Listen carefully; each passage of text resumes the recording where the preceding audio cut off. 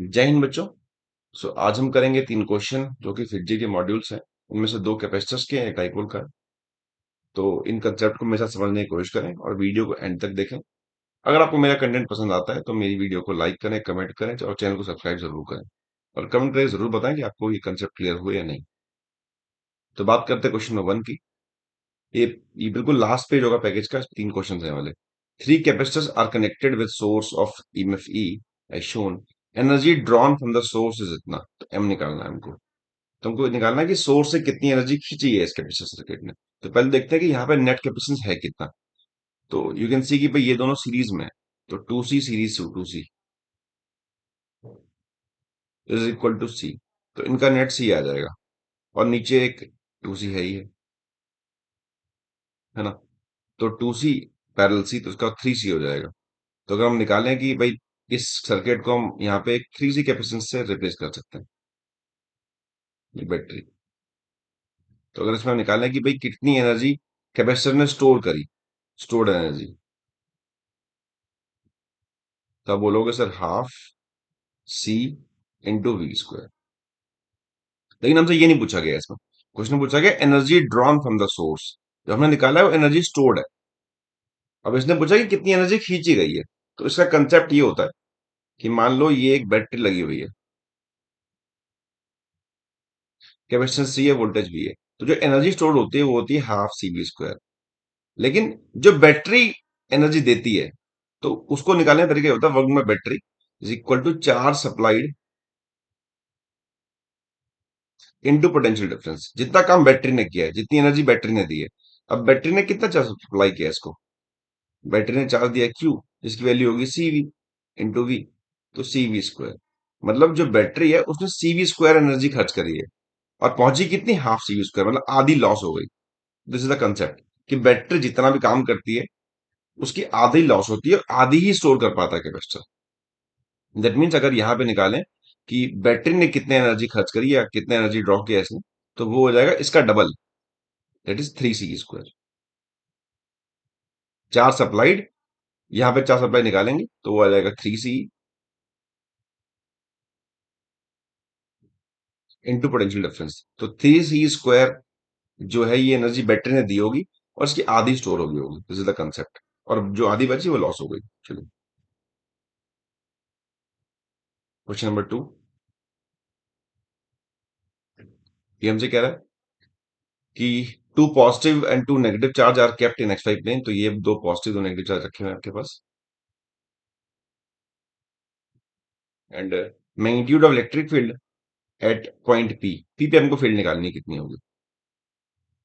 ठीक है, तो सॉल्व करते हैं इसके।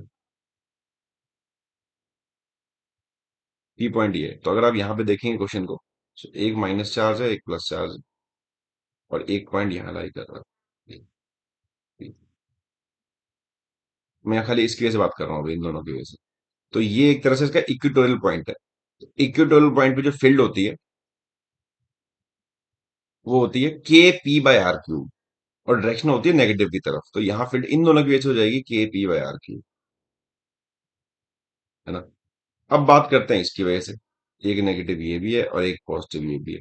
तो इसकी वजह से फील्ड कुछ नीचे की तरफ होती है। ये इसके लिए, इन दोनों चार्ज के लिए एक्सियल पॉइंट है, इनके एक्सिस पे लाई कर रहा है ये पॉइंट। तो इसकी फील्ड होती है 2 kp/r क्यूब।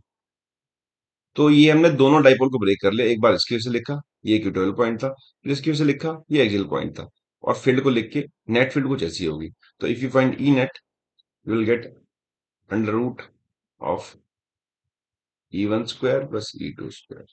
इसको आप E2 बोल दो, इसको आप E1 बोल दो। This is equal to under root 5 kp/r cube. So root K P की वैल्यू है, ये डिस्टेंस डी है, क्यू इंटू डी। आर की वैल्यू है ये वाई, तो वाई। तो अगर आप यहाँ पे चेक करेंगे कि क्या आंसर आएगा। इसने के को पुट कर रखा है 1/4 तो जो वैल्यू है कि एम की वो आ जाएगी 5 निकल के। तो this is out question number 2। तो उसके लिए आपको axial point, equatorial point field पता होनी चाहिए। नेक्स्ट बात करते हैं क्वेश्चन नंबर 3 की। Figure show circuit of 4 capacitance, 4 capacitance लगे हुए, इक्विवेलेंट निकालना है कितना होगा। ठीक है।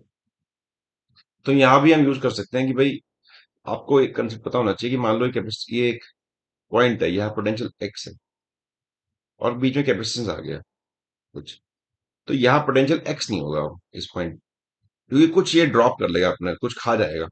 ड्रॉप कितना होता है कैपेसिटेंस में? वो होता है क्यू बाई सी। तो अगर यहाँ आप लिखेंगे तो पोटेंशियल होगा एक्स माइनस क्यू बाई सी। तो कैपेसिटेंस या रेजिस्टेंस या कुछ आने की वजह से, एलिमेंट की वजह से पोटेंशियल बदल जाता है नेक्स्ट पॉइंट पे। अगर कुछ आए ही ना, मान लो उसके बीच में खाली एक सिंपल तार हो, कोई एलिमेंट ही नहीं आया, तो मतलब पोटेंशियल कोई खाएगा ही नहीं, कोई ड्रॉप ही नहीं होगा। सो आई कैन से कि अगर यहाँ पोटेंशियल आप एक्स मान लो, तो यहाँ पे कुछ भी नहीं है, कोई एलिमेंट नहीं है जो ड्रॉप कराए, तो इस पॉइंट पे पोटेंशियल भी एक्स ही रहेगा। यहां पे एक्स नहीं होगा बिकॉज यहां पे कैपेसिटेंस आ गया, कुछ ड्रॉप हो जाएगा।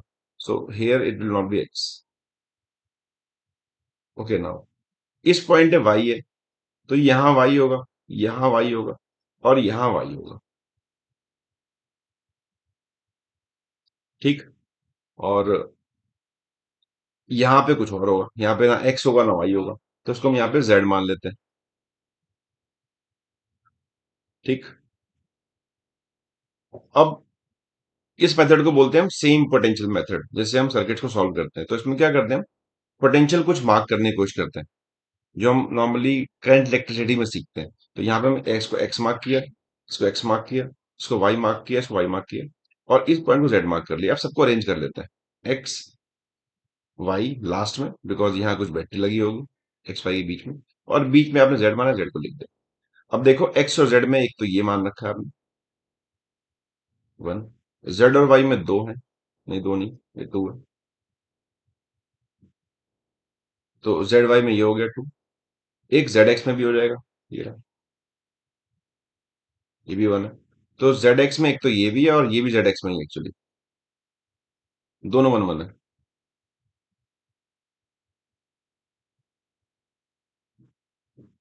नाउ नेक्स्ट, अब तीन हुआ, एक एक बच गया, और एक कौन सा बच गया, ये वाला बच गया, ये वाला, ये एक्स वाई के बीच में, बाहर से लगा दो उसमें।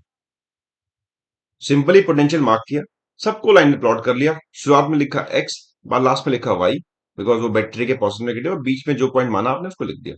अब उसको सॉल्व कर सकते हैं आप। So one parallel one,